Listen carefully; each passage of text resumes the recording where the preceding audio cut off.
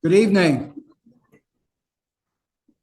A warm welcome to everyone joining us this evening, both in person and those that have come in by webinar to our program for Holocaust Remembrance.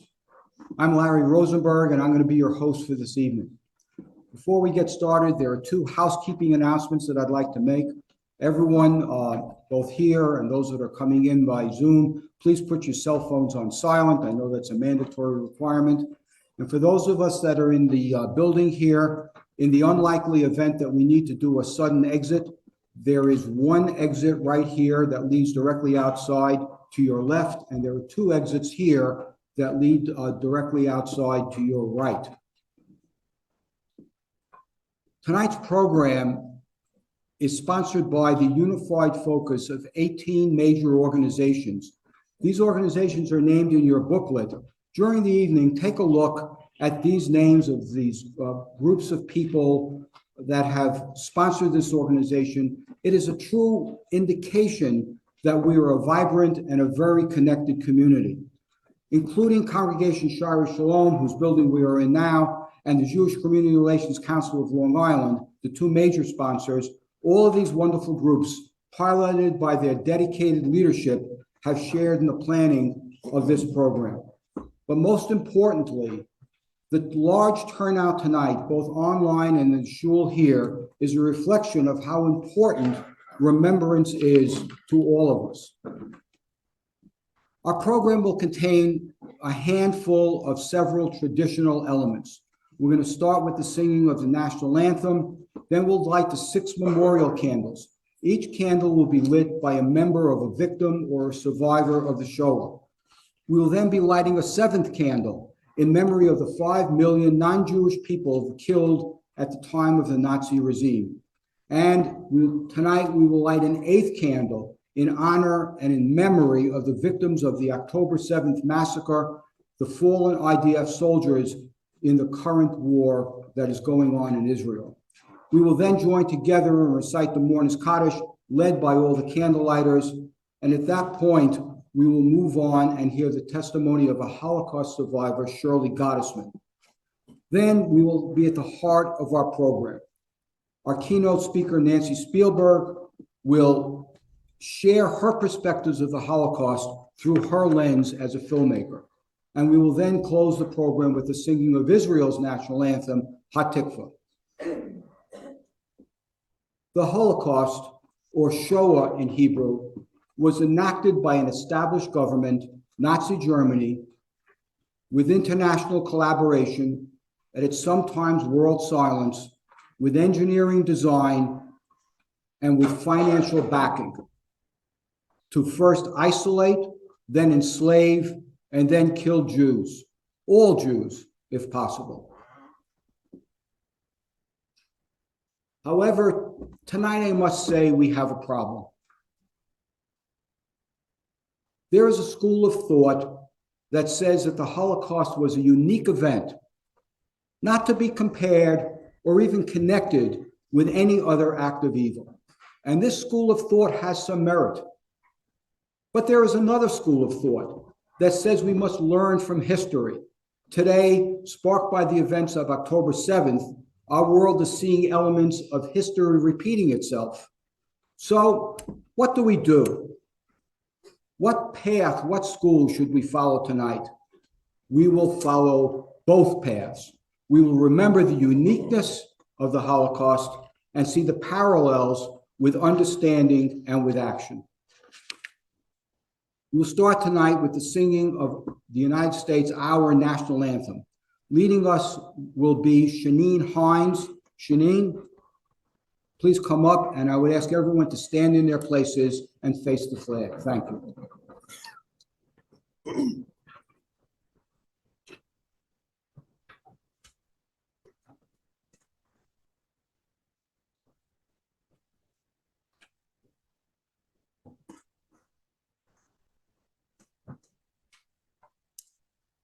Oh, say, can you see by the dawn's early light was so proudly at the twilight's gleaming, whose broad stripes and bright stars through the perilous fight, for the ramparts we must were so gallantly streaming, and the rockets rattling, the bombs bursting in, gave proof through the night that our flag was still there. Oh, say does that star-spangled banner wave for the land of the free and the home of the brave.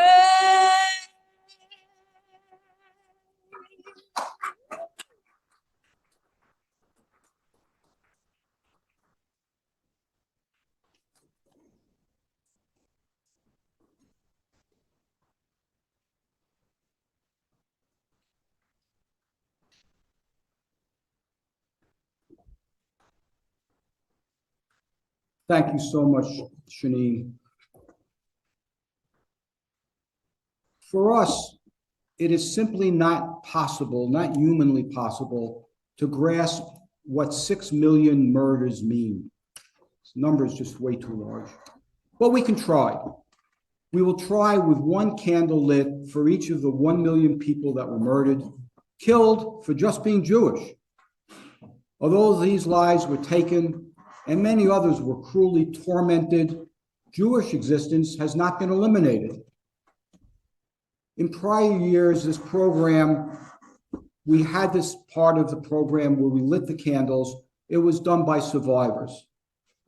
But now, as the years have passed, we will have children, grandchildren, all generations of survivors and victims will light a candle in honor of each of their family members. In addition, we will be lighting a 7th candle, as I mentioned before, to remember the non-Jewish victims. And this year we will light an 8th candle to remember the victims of October 7th, the massacre that happened on that day, and the ongoing war in Israel. We honor their memories, but at the same time, we honor our survival. Cantor Rosner will sing Es Brennt by Mordechai Geberta and will bring up each of the candlelighters.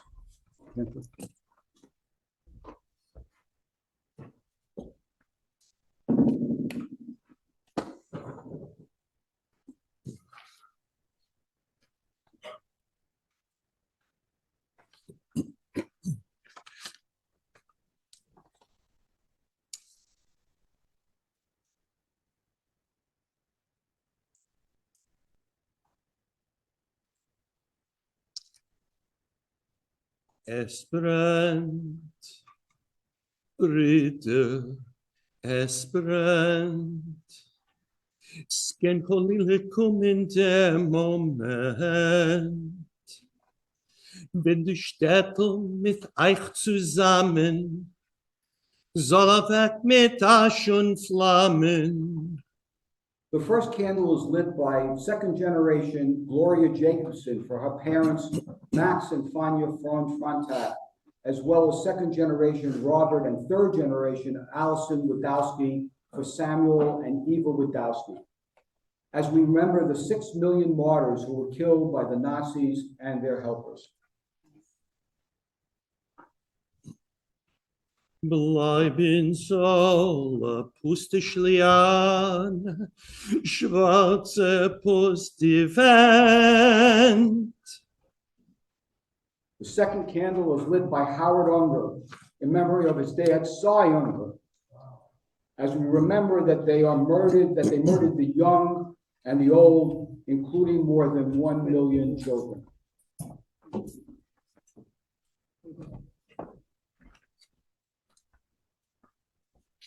Und steht und guckt so sich mit verlegten Händen. The third candle is lit by Erica Wexler, remembering her great aunt Shirley Gottesman, whose testimony we will hear in a few moments, and Harry, Hannah, and David Spiegel, honoring their father, Jack Spiegel.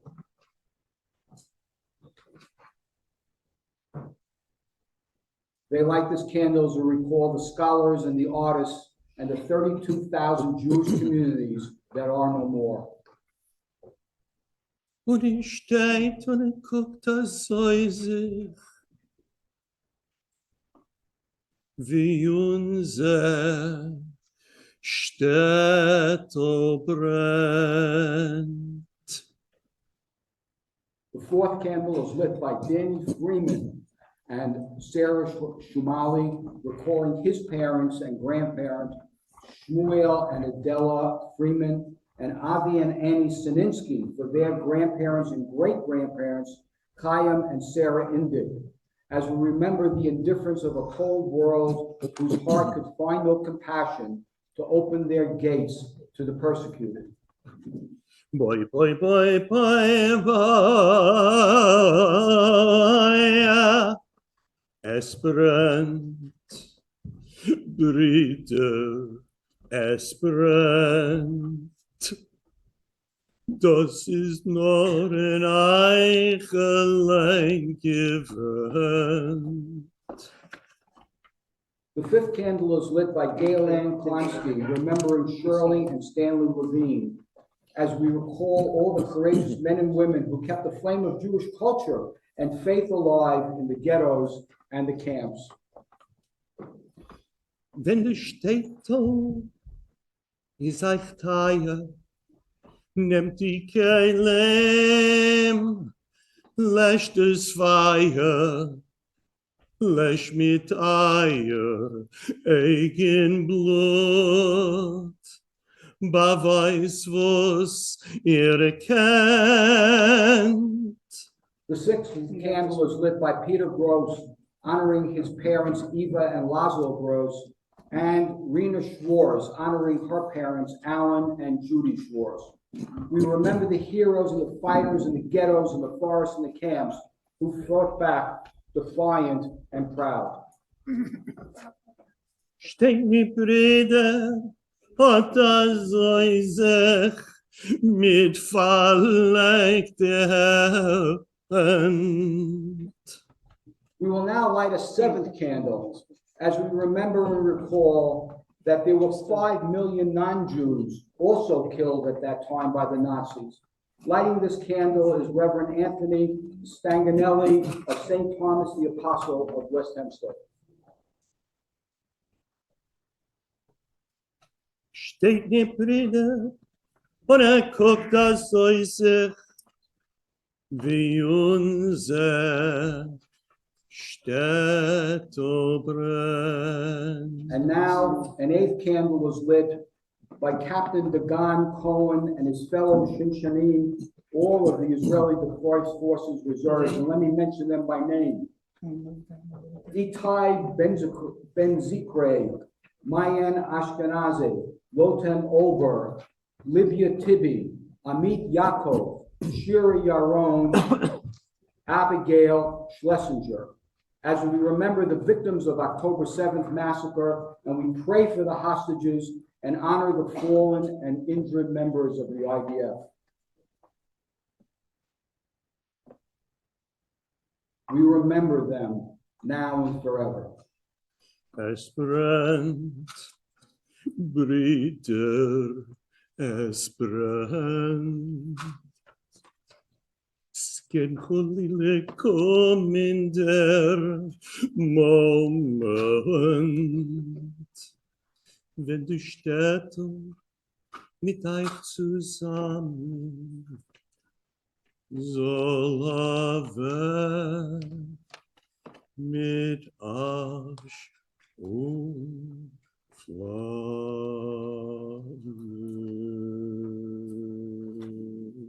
Thank you, Cantor Rosner, and a very special thank you to all the candlelighters. These succeeding generations of victims and survivors will now lead us as we recite the memorial prayer, the Kaddish, the Mourner's Kaddish, which will be found in your program booklet. Please rise.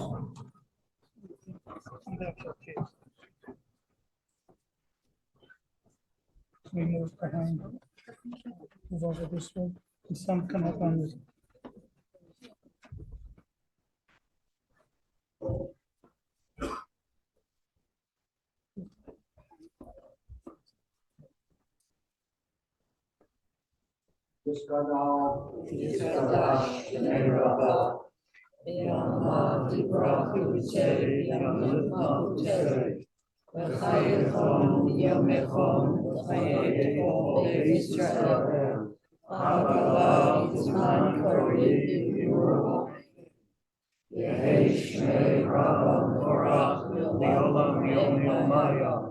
Yisarach, Yishabach, Yisahar, Yisraman, Yisnaseh, Yisadar, Yisaleh, Yisalal, Shnei Kudishah, Kuriku, Lateva, Mikol, V'dechasa, V'shirasa, Tishtechasa, V'nechamasa, Damiram, V'yalma, V'yibru, Amen. Yehei Shlama, Rava, Min Shemaya, V'chayim Aleinu, V'yam Kol Yisrael, Amen. Oseh Shalom B'Roma, U'yaseh Shalom, Aleinu V'al Kol Yisrael, Amen. Please be seated.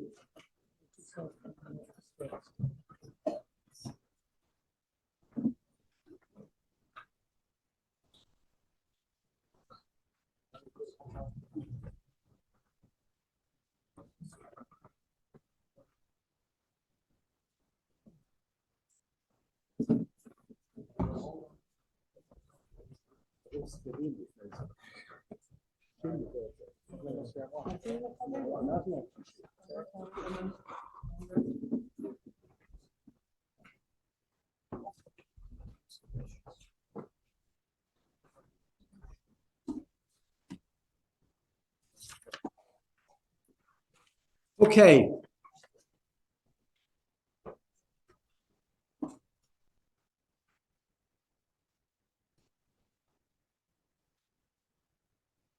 It's my pleasure now to bring up the significant partner in this program and my good friend, Mindy Perlmutter. Mindy is the Executive Director of the Jewish Community Relations Council of Long Island. Mindy?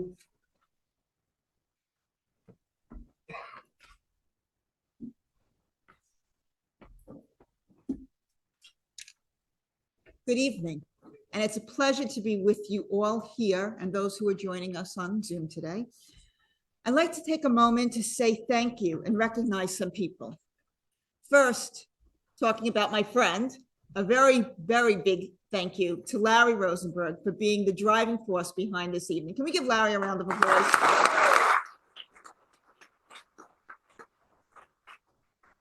Also, thank you to Congregation Shaaray Shalom for hosting this important event, and to all our wonderful partners and participants who are helping make tonight so successful. Additionally, thank you to all of our elected officials and their representatives who are here tonight for supporting this program, for supporting Holocaust education, and the Jewish people. Can we please give them a very big round of applause?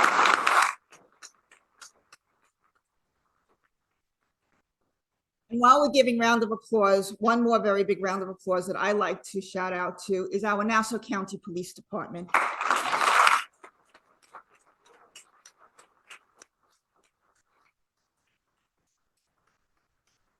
See them here today. You will see them at every event that we host because, as their commissioner always tells me, Mindy, we have your back. So thank you very much for always having us.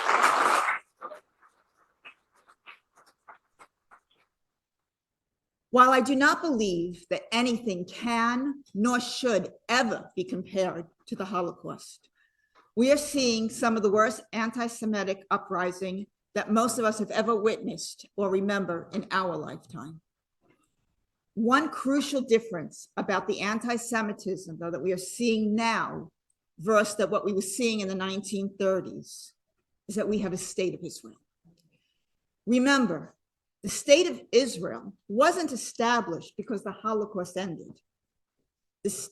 But rather, the Holocaust happened because there was no state of Israel. This is a vital reason why Israel must always remain and stay our Jewish homeland.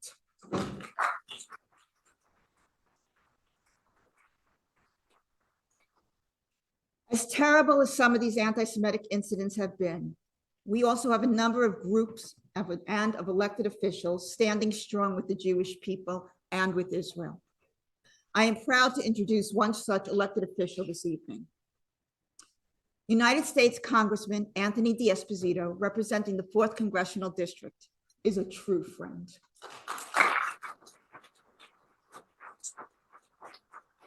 Earlier in his career, he has worked for the New York Police Department as an officer and detective, and then more recently, he served as a councilman for the town of Hempstead.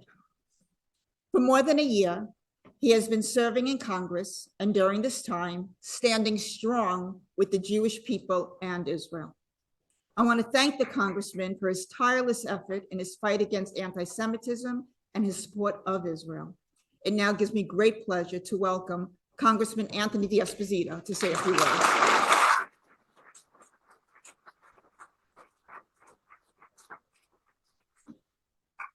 Well, thank you, Mindy, and it's an honor to be here with all of you this evening. And if I could echo those remarks just briefly, very often I speak to colleagues from across this nation, and they talk about their constituents, Jewish constituents, who have shared with them the feeling that they feel more safe in Israel than they do here home in the United States of America. And I see legislator John Giuffre here. And I want to say that here in Nassau County, we are blessed because where people across this country feel that in other places, we have true leadership in this county with County Executive Blakeman and our great police commissioner, Pat Ryder, who make sure that these brave officers like the ones in the back have every resource they need to keep us all safe. So to both of you again, thank you.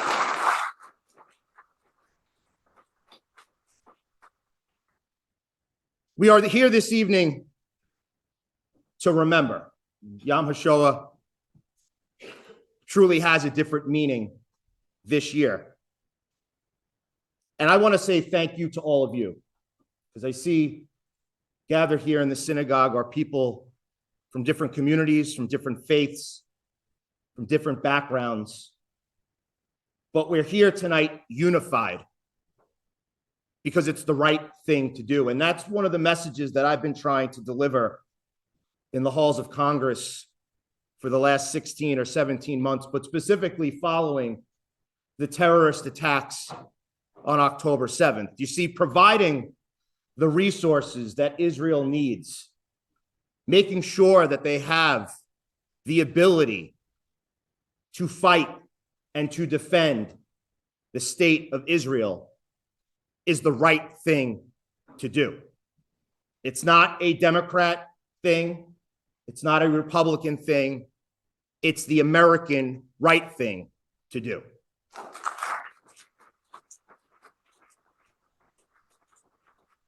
And since October 7th, I have been quite vocal.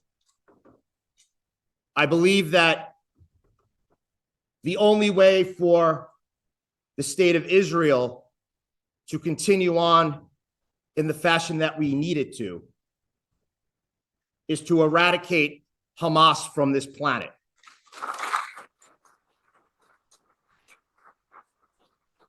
And for many individuals throughout the country and the world who are calling for a ceasefire, what they should be calling for is Hamas and terrorist organizations like it to surrender, and for every single hostage to be released immediately.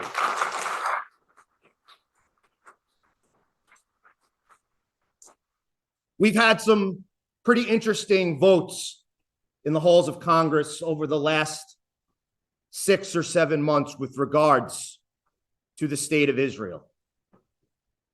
And it's created not only a divided Congress, but it's sort of a reflection of the divided country that we are living in. And especially over the last few weeks and months, where we've seen what many of us have already known, that so many educational institutions across this country are legitimately serving as petri dishes of hate. And months back, the Education and Workforce Committee exposed some of that hate, having the so-called leaders of some of the most well-known and world-renowned educational institutions, Ivy League schools, appear in front of Congress and exposed that hate, exposed their inability to call out anti-Semitic attacks when they see it, their inability to make sure that educators are actually there to educate and not spew hate and encourage violence. And what we've seen over the last few weeks on college campuses, specifically here in New York City at Columbia, it needs to stop immediately. And I sat with the president of Columbia on 2 occasions over the last few weeks. I visited Columbia twice. And the second time I was there with a couple of my colleagues and the Speaker of the House, Mike Johnson. And I sat across the table from the president of the university and asked her, what's the plan? And her comment to me was that she felt like negotiations were promising. And I sort of looked at her puzzled and wasn't really understanding who these negotiations were with. And I think, as we all know, you cannot rationalize with irrational people. And the individuals that are on that campus, there are many there that were carrying out their constitutional right, their right to protest, their freedom of speech, their passion for or against an issue, whether we agree with them or not.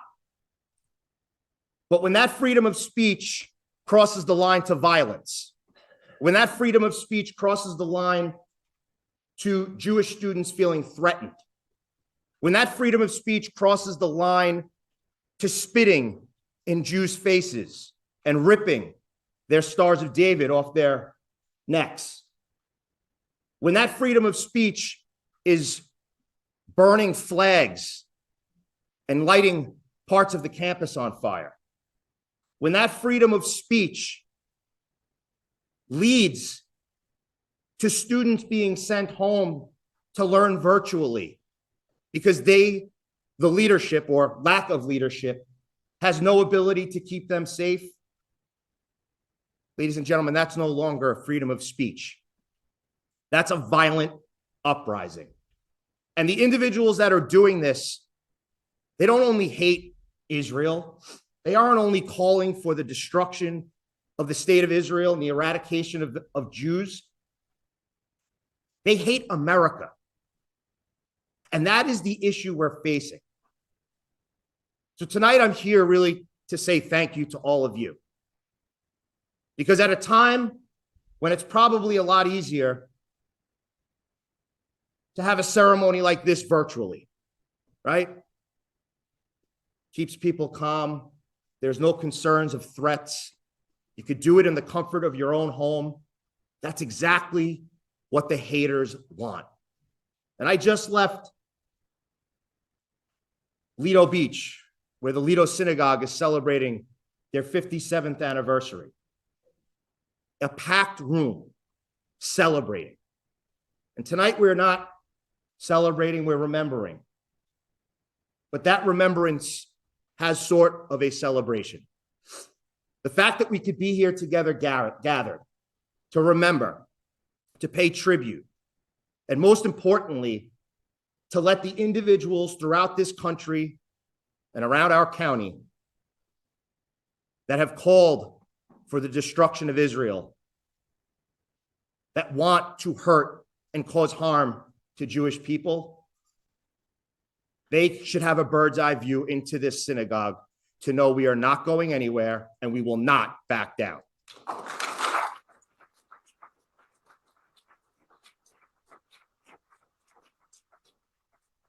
So thank you.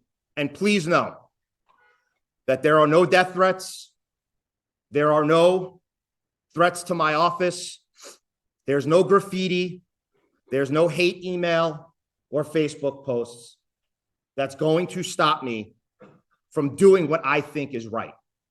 And what that is making sure that, again, the state of Israel has every resource necessary to eradicate Hamas. Doing the right thing to make sure that we take the opportunities when we can to expose those in government who are anti-Semitic and fueling this fire. I will continue to do that work.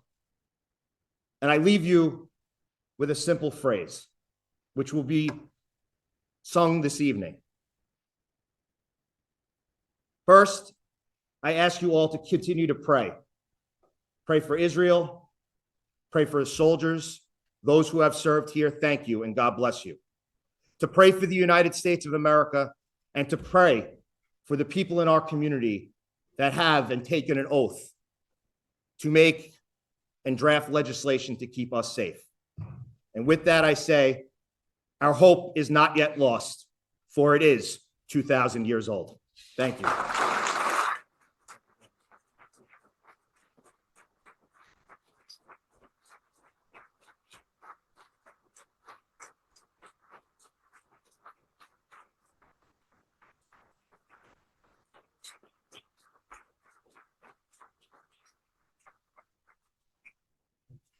Thanks, Mindy, and a special thank you to Congressman D'Esposito.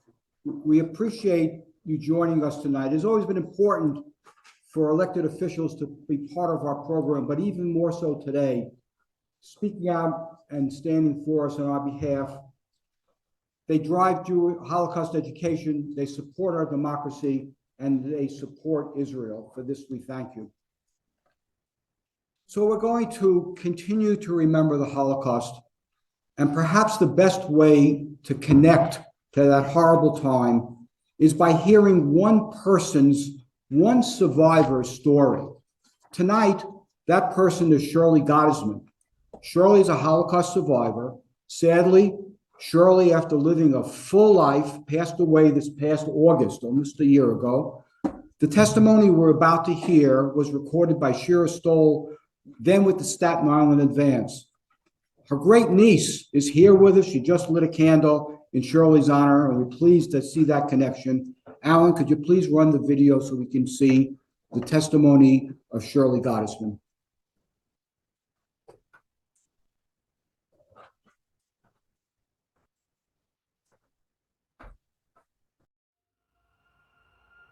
I have a dream that I've got old, I cannot make it. And next door when opens up, I am next to go into the crematoria.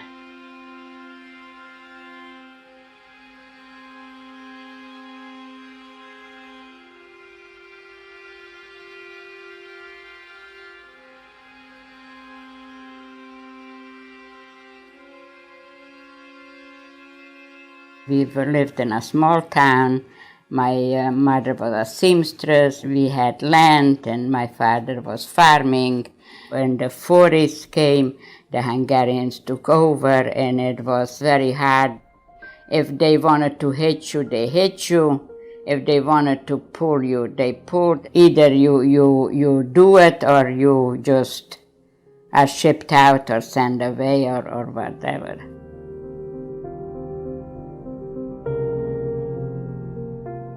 Just take as much as you could carry, and they took us to the ghetto.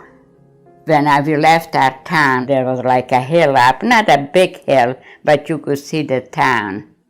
So I was thinking to myself, will I ever see it again, or that's it?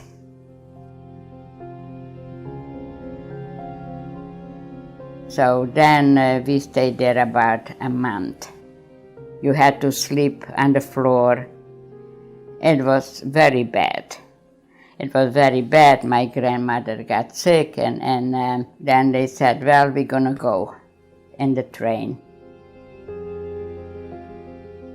It wasn't a big train, and it was just, you said, wherever you have found a place on the floor. There was a baby was born, and I was there. I had to help on the train. I mean, it was stillborn, lucky for the baby.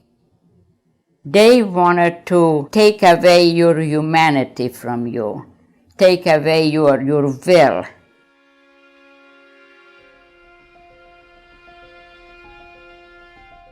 Then they opened up the cars, and everything was schnell. Everything has to be fast, run, do. You don't know what's going on. Then I see my grandmother came down, and she has a gash in her head. And then they took us away. And that was the end of my grandmother. I was 16.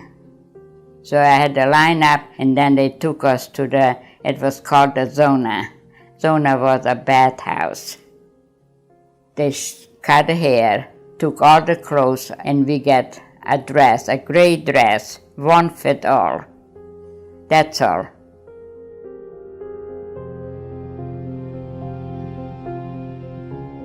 And they gave us the tattoo. And when we finished, guess where they take us? The crematoria, to sort out shoes. And I found my mother's shoe that she wore.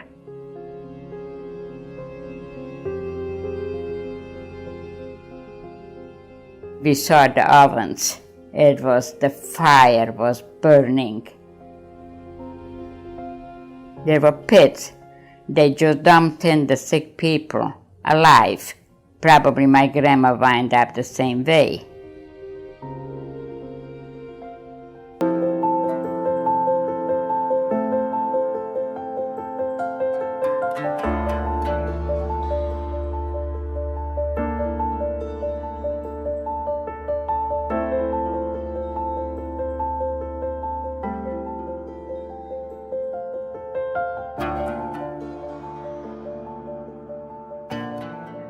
I was right there when it happened. The Germans didn't know what. They were very much surprised at the whole thing. So there was a lockdown, and they were running around like crazy. I saw that there is a shooting and there is screaming. The big chimney was gone. The most heroic thing that got me, that they were singing the Hatikva, because they knew that they'd be killed, and they were ready, and they gave their lives.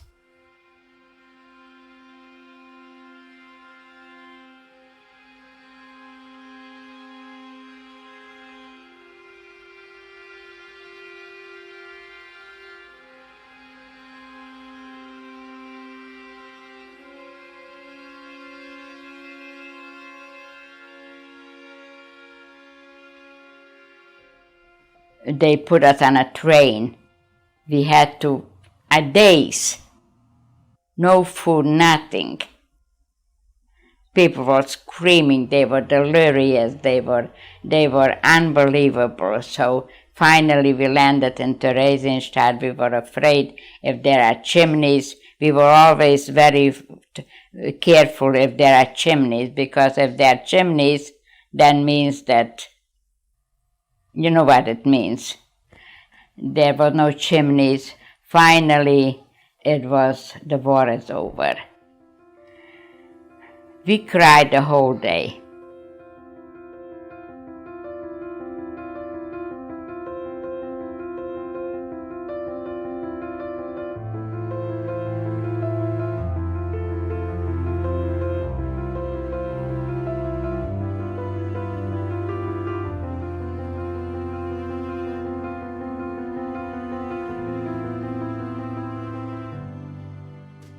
We came here in 1950 and we got married.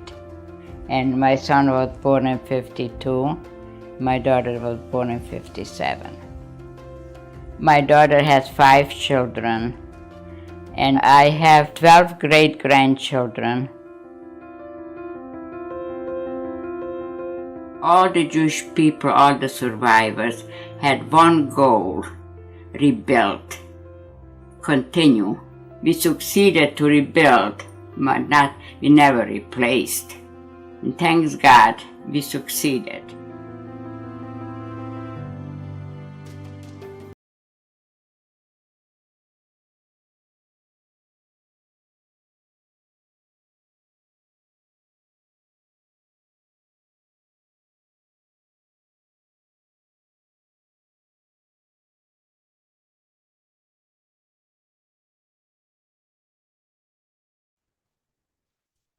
Our thanks go to our Staten Island friends. It's really quite a remarkable relationship that we've made between Long Island and Staten Island for making this testimony possible. This is the 4th year that we've included a Staten Island interview in this program.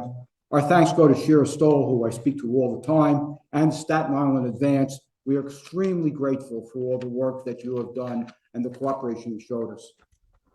And now, we are at the heart of our program, our keynote speaker, Nancy Spielberg. Nancy, although raised in Phoenix, wherever that is, from my perspective, has New York in her blood. And rather than itemizing her achievements and documenting the Holocaust and all matters of Jewish experience, let's watch this short video. It will give us the best understanding of who is about to speak to us. Everyone knows the name Spielberg, as in Steven Spielberg. But if you only associate the name Spielberg with Steven, you are missing another extremely gifted and brilliant filmmaker. Nancy Spielberg is an award-winning producer and passionate advocate for films on the Jewish experience. I loved, and did I tell you I loved? Who Will Write Our History? It is devastating, but it is urgent and essential. Almost all the photography that we have was taken by the German propaganda unit. Will the Germans write our history, or will we write our history? Let the witness be our writing. It was a very big story to tell, trying to capture what these people did and in their bravery and their self-sacrifice in knowing that they were going to die, most likely, but committing to writing our history, writing the history from their perspective in real time. You may also remember Nancy's film Above and Beyond, about the World War II veterans who volunteered in 1948 and fought in the War of Independence. We weren't looking for trouble, but we were always looking for action. We were young, good looking, had hair, we had a lot of testosterone, and we didn't want to waste it. Nancy is an accomplished businesswoman and philanthropist. She shifted her focus to producing films in 2013, and she has steered more than a dozen projects to completion since then. I would ask him about the people in the pictures, and he would say, "These are our people." In those terrible days just before Hitler struck, Dr. Vizniak was there with his camera. All that excitement, all that pride, it just came out of my heart.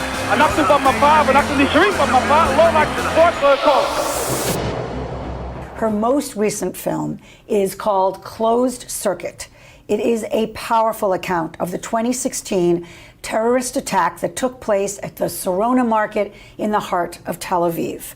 I'm fascinated how you become you and you end up doing these films, okay? So, well, I was born in New Jersey. Yes. And when I was 6 months old, my father moved the family to Phoenix, Arizona. So that was 1957. Not a lot of Jews in Phoenix, but we didn't really connect, you know. We were gastronomically Jews, but we weren't really, you know, had no strong Jewish identity. No. How many siblings are there? We are 4 altogether. Where do you come? I'm the baby. So Steve's the eldest. Yeah. Did you ever experience anti-Semitism?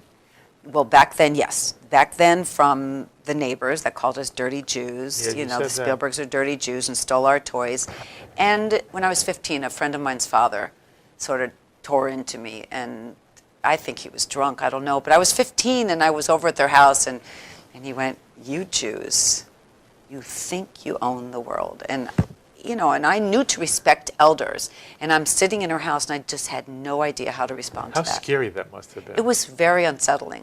How do you start deciding to actually make films that focus kind of on the Jewish story? A lot of it happened by chance. When Schindler's List came out, my brother said, "I'm not keeping this money. It's all blood money. I'm giving it all away." So everybody called me, "Can I have some of those millions there?" People are literally saying, "Will you fund my project?" Or will you give this to your brother? And I have another story, and I have another story. And my brother was putting together the Shoah Foundation, the visual testimonies, but he wasn't going to do another film.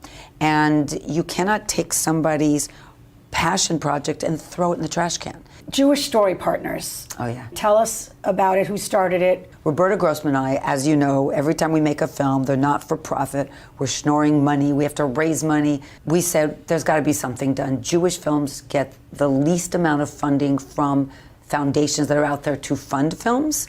We started a foundation to help fund Jewish stories through film. There's so many stories. And we are all the way to the left and all the way to the right. We're Jews of color. We're gay. We're straight. We're trans. We're everything. And we need to like each other more. We need to understand each other more, and then maybe also have other people understand what makes us tick. Can we use this other mic? Good. All right, great. So what we're going to do now, Nancy and I are going to have a conversation. And while we're doing that, all of you are invited to join in and listen and see what we're going to talk about. So just sit there, Nancy. Oh, Nancy's already got her spot.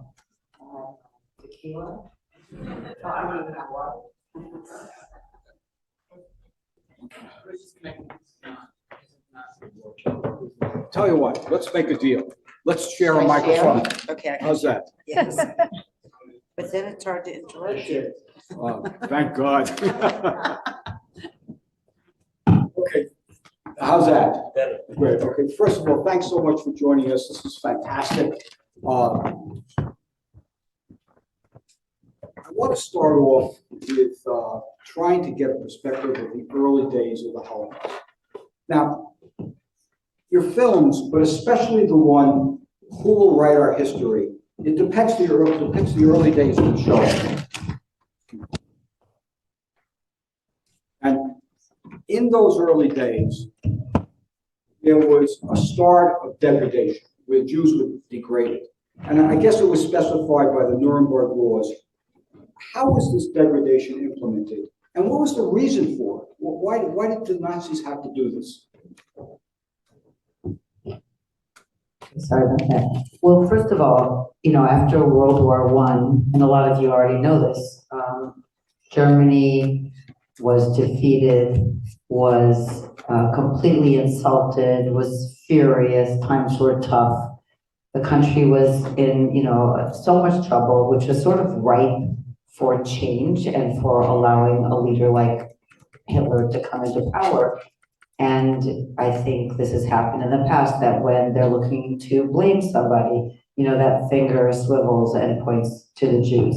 So when the Nuremberg law, race law came into effect, it was the first thing that defined what is an Aryan, which also defined what isn't. And that was the first place, push the Jews to one corner and then start with the propaganda.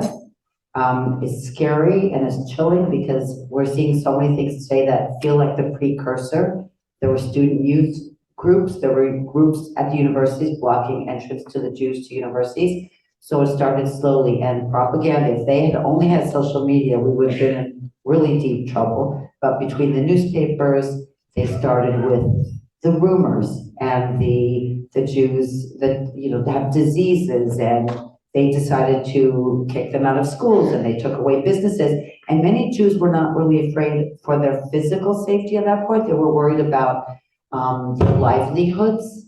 And until it got to a point where there was so much energy behind this machine, where all of the propaganda films, it all started to work, where then the physical violence started, and they started to ghettoize them, put them into ghettos, control them. And after that, the final solution came into play. So it was one thing to beat them and to put them in groups where they could monitor everything. But then they decided, I think in 1941, that there was going to be a final solution, an extermination thing. So this is going to be a little bit of a complicated question relating to of your productions. You produced a film called Closed Circuit, where in 2016 there was a terrorist attack in Tel Aviv, and you based your production on the closed circuit cameras that were there at the time. Now, in the 1930s, there were no closed circuit cameras. When the Jews were attacked, being dehumanized, as you had just said, leading up to the worst days of the Holocaust. But if there were closed circuit cameras in 1930, can you draw a comparison between what happened then and what happened in the 40s and what happened in Tel Aviv? And what were the parallels, but what were the differences between the two events? Well, first of all, I think the parallels were that in most instances, the people really had no clue, the Jews really had no clue what was coming.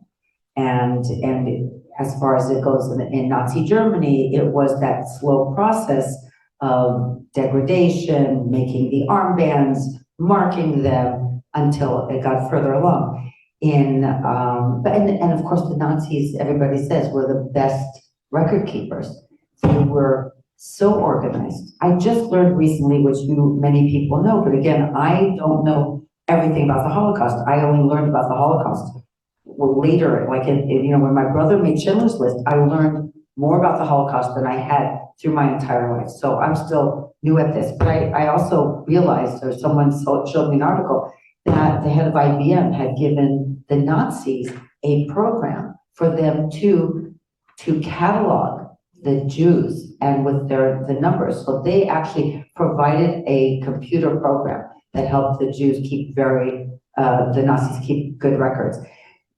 That was very organized. In the terror attack at the Serrano Marketplace, at the restaurant, were terrorists that had no experience, that were 21-year-olds that made the guns, chose the place. Actually, they first chose a bus station in Beersheba, and they saw that there was too much security, so they got on a bus, went to Tel Aviv, and walked into a restaurant, decided to shoot it up. So it was very fly by the seat of your pants, angry, no great plan. Just kill as many as they could at one time.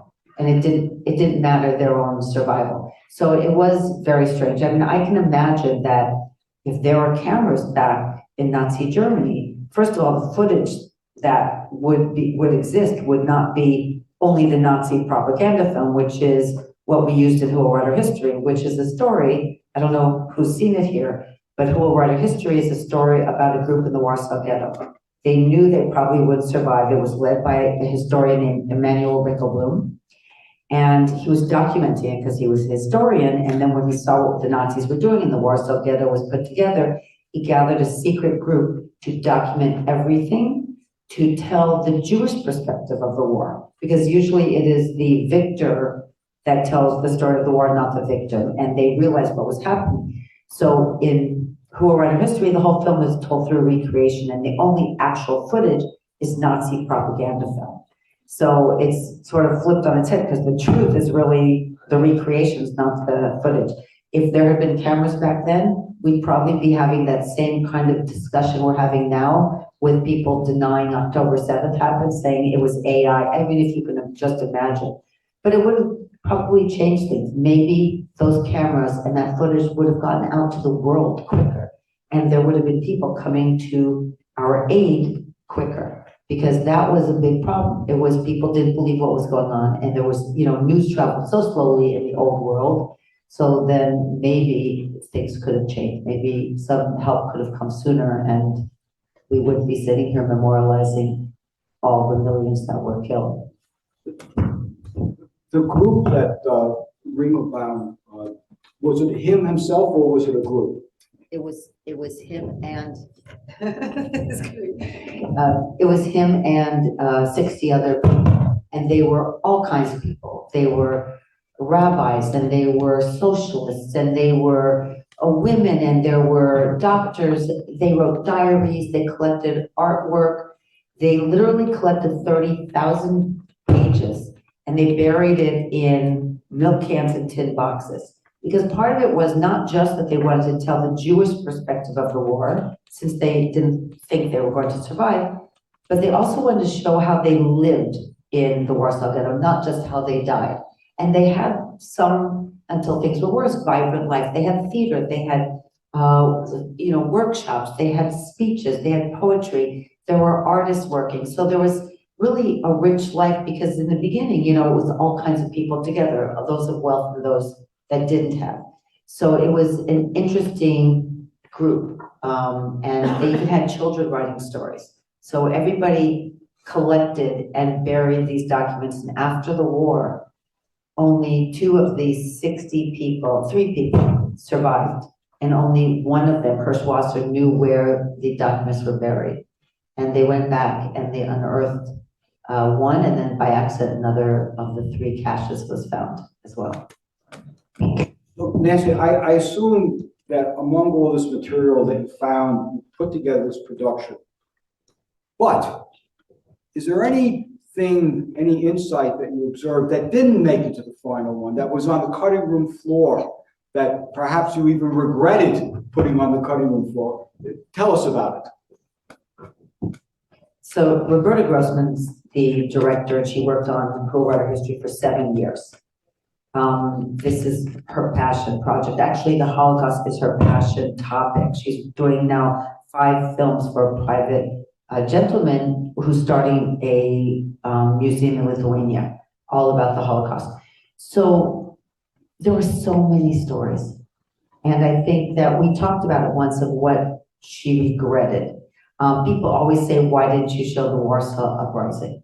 And the truth is, in making a film and your confines are 90 minutes and people's attention span, you have to pick and choose. And it is really painful. And telling about the Warsaw Ghetto Uprising, which we always want to show resistance. We don't want to show where the story ends, that we have been killed. We want something promising, but we couldn't do that. But there was one piece that always got to me when I heard about it, that she did not put in the movie. So Rachel Auerbach was the lead woman whose voice you're hearing in Who Will Write Our History. The film, every word that they say is their written word. It may be recreations, but the dialogue is all their true words that were brought up from the earth. And also Rachel Auerbach worked at Yad Vashem when she finally left Poland, and she had a whole lot of writing, a whole lot of diaries. And she was the one that insisted that they dig, and they looked for the buried boxes and milk cans. And they knew where they were buried, but all of Warsaw was completely destroyed. But they found aerial maps and a church spire, and with that, they found the location and they dug. And when they opened the box, she had buried all of the photos she had of her family. And when they opened the box and light hit the box, the photos completely disintegrated. And she said, I've lost my family for the second and last time. And I thought that was really something. She had such hardship.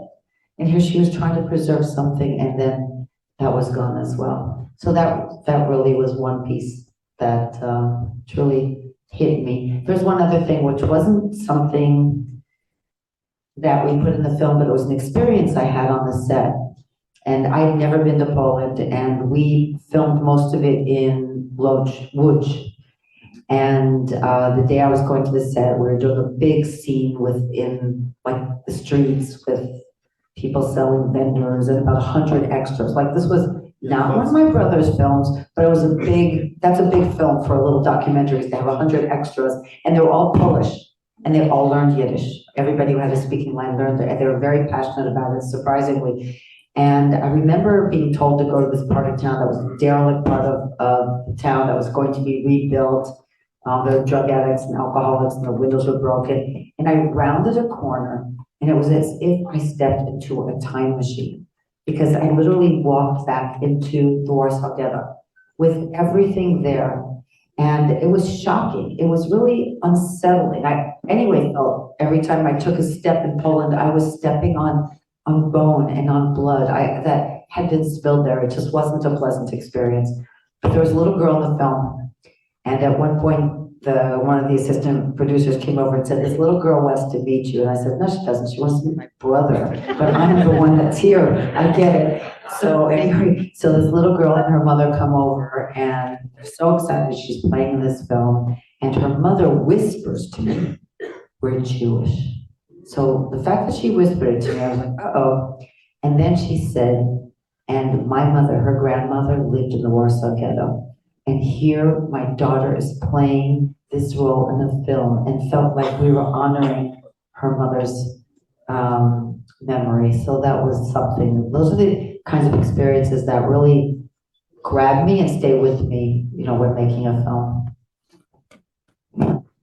Okay, so I think we're on a roll here. We're going to dig even deeper. And as you can see by the programming that we saw tonight and the discussions, recalling the Holocaust is a profoundly emotional experience. In producing the films, especially Who Will Write Our History, was there a moment that really got to you emotionally, that just was there and didn't expect it?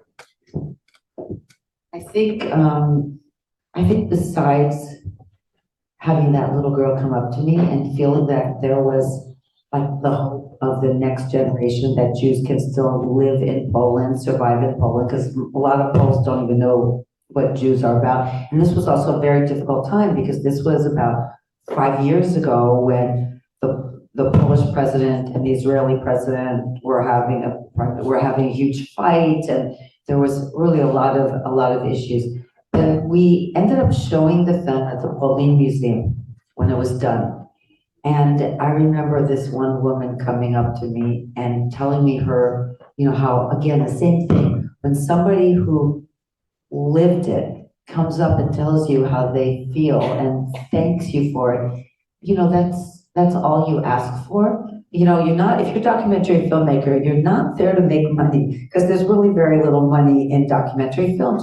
You're there to tell the story. You're there to make an impact. And I think with that story, when she came up and thanked me for sharing it, knowing that it will continue, it's what we call an evergreen. It's a film that will continue to play every year. And hopefully to those young people on campuses that don't know anything and that are completely ignorant of the words spilling out of their loud mouths, maybe we can at some point get them to sit down and learn and listen to what has happened to not just our people, but many, many people with this genocide. So there is a puzzle that we all have, and that we know that pre-Nazi Germany was a highly civilized country, where most Jews in Germany were assimilated into a civilized place. But given the current anti-Semitism that we're seeing here in Europe and in the United States, is there a danger of this civilization that we have breaking loose?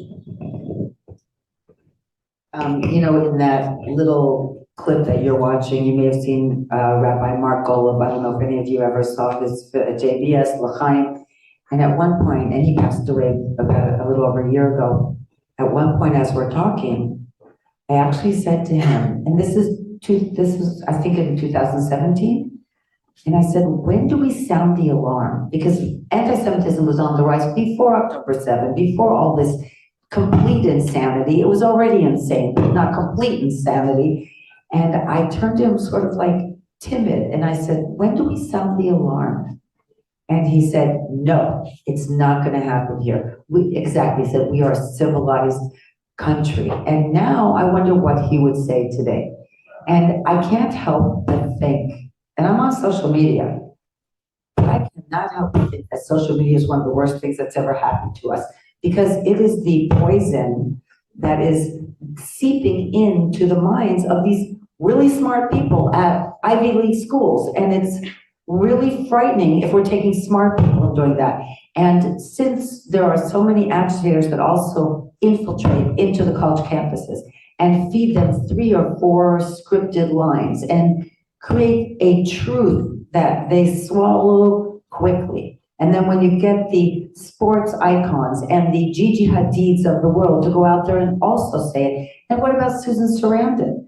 You know, I mean, when you see people that are known, that you may have trusted, whether they were on the screen or in politics, whatever, you looked up to them, and they're the ones saying it, that's a big problem. And I think because our, you know, things are pretty divided in this country, and it is a reflection of the division, whether it's Republican, Democrat, it's you know, like open day on killing Jews. It feels like that. But I am hoping that we will come back from the ledge and that reason will somehow get in there. And if in fact there are rules, I mean, it's pretty amazing that there are rules being passed in Congress about anti-Semitism. We didn't have that back in the 1940s. So maybe that's a good sign, and we have to continue to try to push for some kind of dialogue, I think.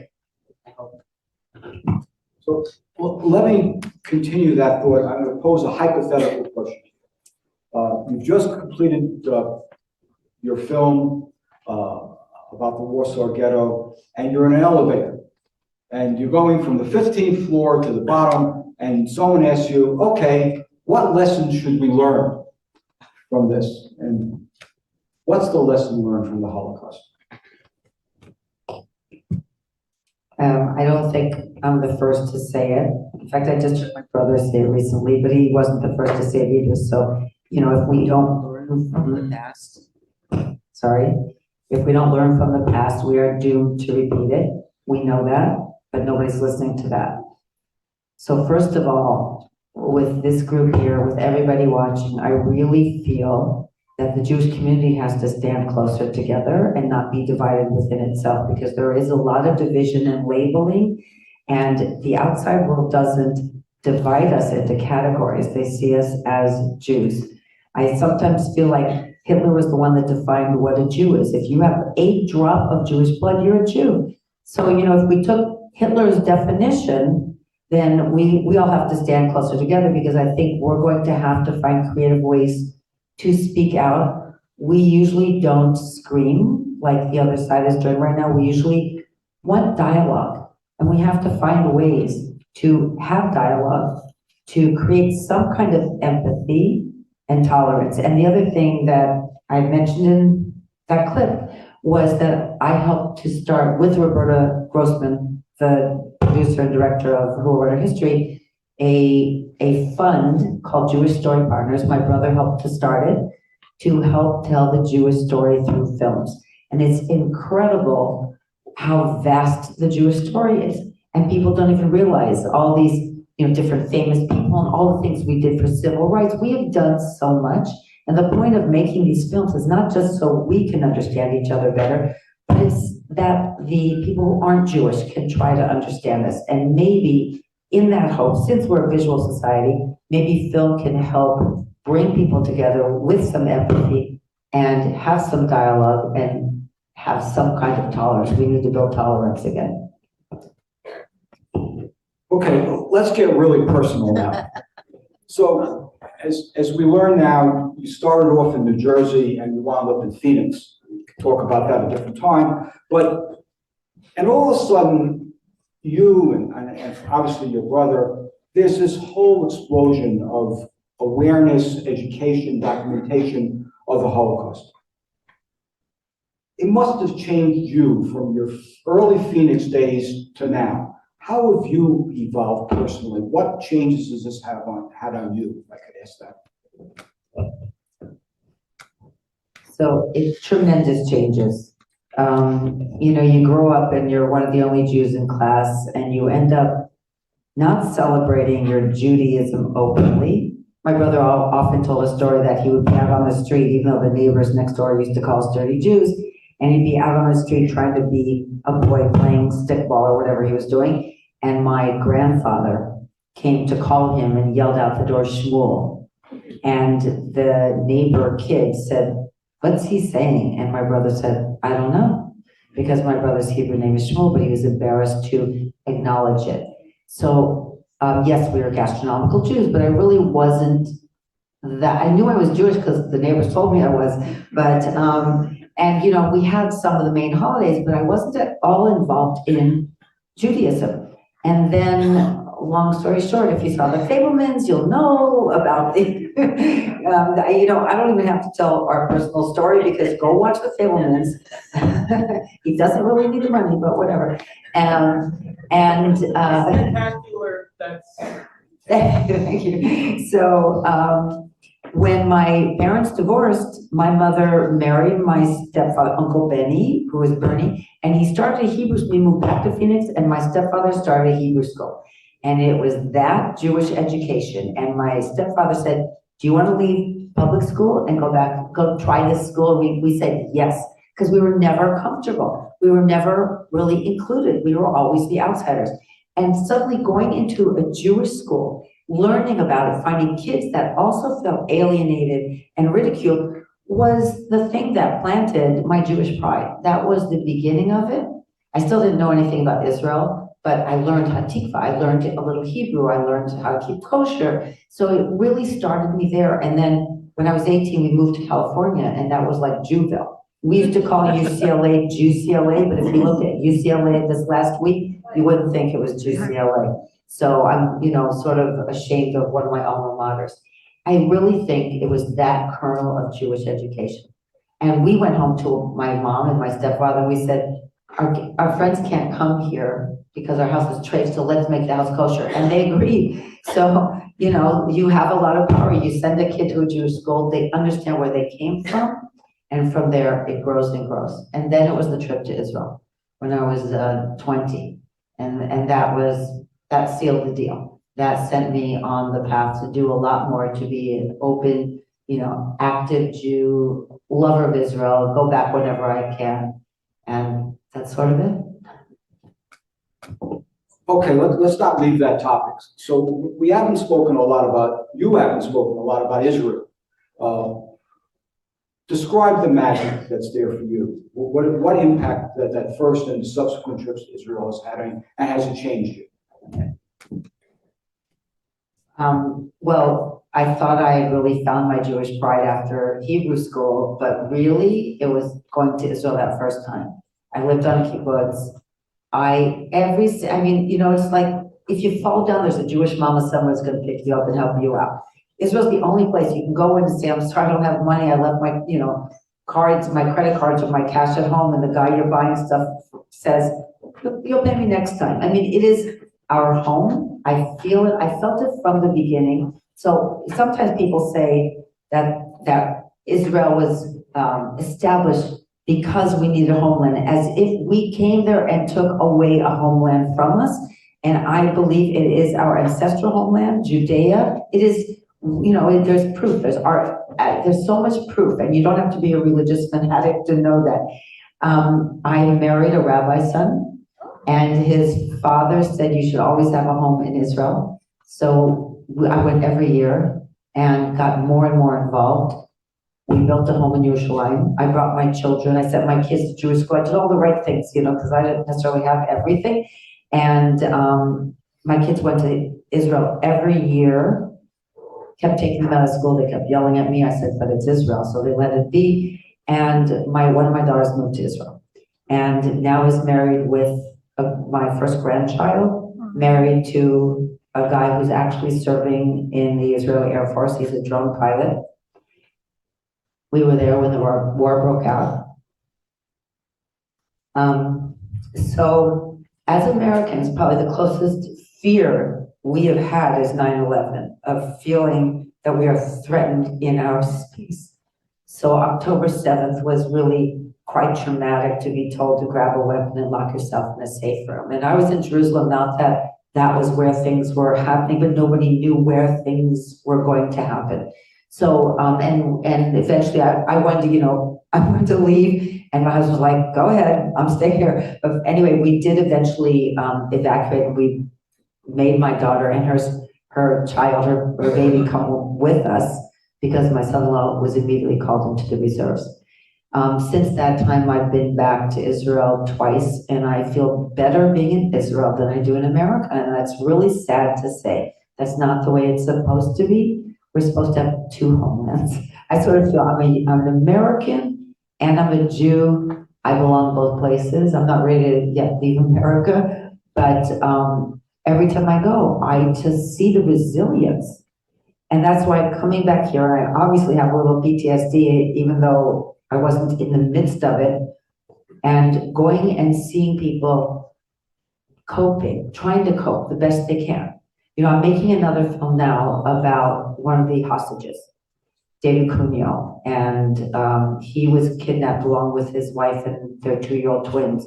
His wife and the twins were released after 50 days, but he and his younger brother are there. So the filmmakers, the day after Iran shot 300 rockets, the next morning I wake up to emails of, well, let's talk about the film. And then Paramount Studios in Israel said to me something, and I went, you guys just went through having Iran possibly obliterate the country, and you're already working at your desks and sending me emails. And they said, what choice do we have? This is what we do. We continue to survive, and that is our message also. We don't have an option to quit. That's just not anywhere in our DNA. So it's growing and growing stronger and stronger. I'm actually heading there again in a few weeks. Of course, now I have a grandchild, so I have to go. So I'm wondering about something, and I have a feeling the audience is wondering the same thing. There's something different about the Spielberg family. You know, we run these programs. Thank God they're running tonight in virtually every community across the country. Nothing is done that can come close to the education and awareness of the Holocaust that the Spielberg family has done. This can't be a coincidence. It can't be just the way it happened. What's different about the Spielberg family? What has made this pivotal change in Holocaust awareness that came from you and your siblings? We don't understand it. What is it? So I often say it's not coincidence, it's min hashamayim. It's sort of the sheriff, because to think that my brother, whose only exposure to the Holocaust was seeing survivors being taught English by my grandmother in Cincinnati, Ohio, and a man rolling up his sleeve and playing with the numbers and showing my brother, it's a 6, it's a 9, and him starting to learn his numbers from a tattoo. And then I knew nothing. Nobody mentioned anything. I'm the last of 4. So, so it is pretty amazing, but I really do have to give my brother credit for my being involved, because it was reading the book before he made the movie. That was my first real eye-opening experience, watching the film, listening to the survivors, meeting survivors at the premieres and everywhere, and then the Shoah Foundation. So suddenly it was more than acceptable to tell the stories and to listen to the stories, because a lot of times people did not want to listen to survivors. They would think that pushy lady in the line in the grocery store. They weren't given respect, and suddenly it was elevated. And maybe it's because he's a good filmmaker that people paid attention. And the film almost didn't get made. I mean, Universal Studios, Sid Sheinberg, the head of it, pushed him to make the film. For 10 years, he said, no, no, no, no. I'm not touching that. Because if this isn't done right, I'll be finished. He actually tried to give it to another filmmaker. And it was after he had his own children that he realized that this is part of who we are. And he did it really for them. And then look what happened. Then I learned a lot.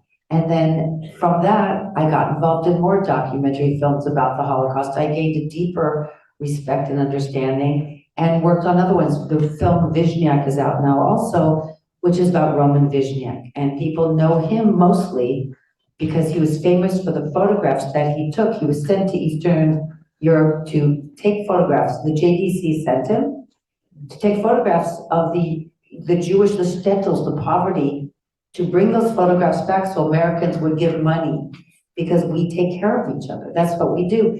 And then these photographs became the last living proof of a civilization that was literally wiped out 9 years later. So again, another way to tell the stories, and the photographs really personalize. That's, I think, one of the most important things. Is you had mentioned 6 million, or Mindy had mentioned 6 million. We desensitize to a number. It's so hard to comprehend. But we do connect with faces and with certain, take them one by one, look at them each, and you will find yourself in some of those photos, or you'll find a friend, you'll find people that you can really connect with. And that really brings us closer, I think, to having these events, memorializing. We can never forget. I think that's important. Just before we wrap up this precious connection, which I appreciate and thank you for, is there one message, not so much looking back, but looking forward? What should we do? What should we think? What should the world do? Well, I said it before, and I think the first thing is we as Jewish communities need to stay strong, committed, and together on the same page, no matter your politics. And the other things, I think we need to find a louder voice. I really think we have to make a bigger effort to be heard. Sometimes it feels just so enormous. And I know that you talk about Nazi Germany when they started to take away businesses or make trouble on the streets after Kristallnacht. A lot of Jews went and closed their doors and pulled down the shades and stayed quiet. But we don't have that option.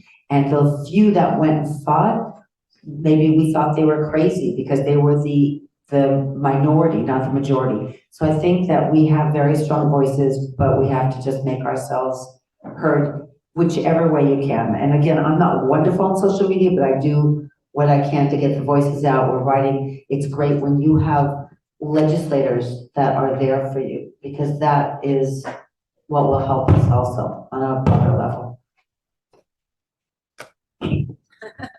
Nancy Spielberg, please.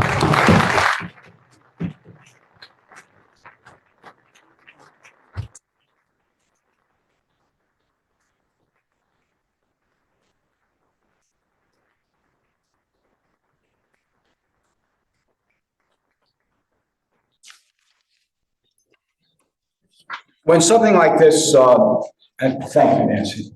When something like this happens, there's so many people, and I'm going to miss some, but I have to say a lot of thank yous here. Our 18 partnering organizations from beginning to end, Mindy Perlmutter and JCRC of Long Island, elected officials here and the ones behind us that support us, the candlelighters, what a great turnout, to Shanine Hines for leading us in the national anthem, our Zoom technical support, Alan Shamoon, and Richie Seltzer for, his list is too long. Our organizing committee here in this synagogue and our neighboring synagogues, over 20 people, our Survivor Shirley Gottesman. And I want to make a special thank you to the United States Armed Forces that fought to liberate those survivors that were left, help win the war. They are represented here tonight by the Jewish war veterans, and we appreciate them for being here.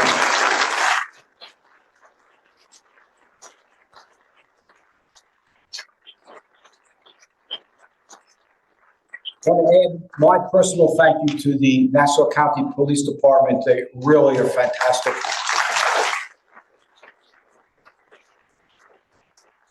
And the core of tonight is we had the opportunity to really meet and listen and engage with Nancy Spielberg. He helped us remember in a very different way and gave us pause to apply the lessons and take actions for our world today. Nancy.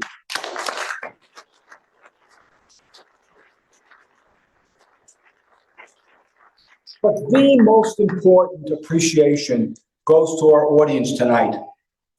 We believe there are 700 people that are listening to this program tonight. That is fantastic. That is a credit to us that we want to listen and we want to learn and we want to take action. And that's just a wonderful thing to see and do. We're going to bring the program to the close tonight by the singing, all of us together, of the national anthem of Israel, the Hatikva. We're going to bring up Captain Cohn and the 7 of the Shinshanim that are currently stationed here in Long Island. Well, please, while you're coming up, we want to thank you and all the members of the IDF for your service and for your sacrifice. Please.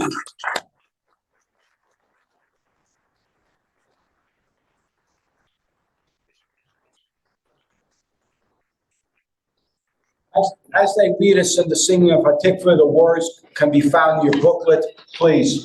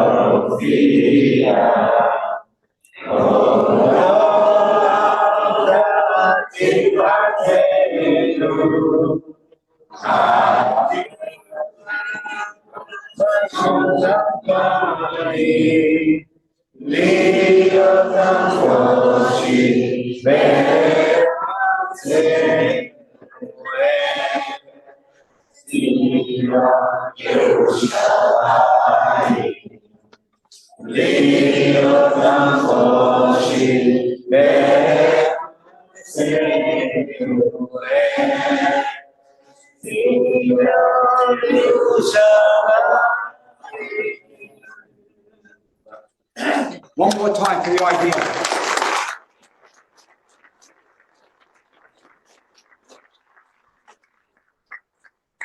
Okay, please be seated. Thanks again for everyone joining us. For those that want to, we're going to stay on, please, for the Mariv. This concludes our final program, but for those of you that are on Zoom, as soon as you get off the program, we'll get a short survey. We'd really appreciate your answers. For those of us that are in the building, there's a small collation on the outside, some finger food, etc. But mostly it'll be an opportunity for us to talk about what we heard and saw tonight and speak to each other about that. Please mark your calendars.